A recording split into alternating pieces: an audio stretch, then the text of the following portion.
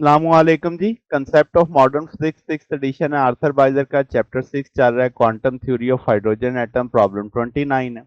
वो कहता है show that Bohr magnetic moment of electron in Bohr orbit of radius r n is proportional to square root r n. तो जो current produce होगा आपके पास electron के सर्कुलेट की वजह से, I equal to q by t. तो q magnitude ले लिया चार्ज का, नीचे 2 pi r n over v ले लिया, वी ऊपर चला गया। Magnetic dipole moment mu is equal to I A, यहाँ पे आई की वैल्यू लगी, एरिया की वैल्यू लगी, पाई पाई से कट गया तो E V R N by two.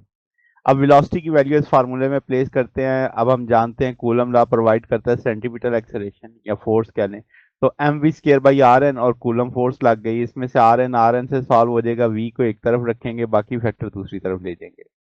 अब v की ये वैल्यू हम प्लेस कर देते हैं इसके अंदर, तो यहाँ से ये सारी वैल्यू आ गई। अब इस सारे का क्या किया जा सकता है कि भाई आर एन हमें चुके चाहिए, एक आर एन जजर के अंदर है, एक आर एन जजर के बाहर है।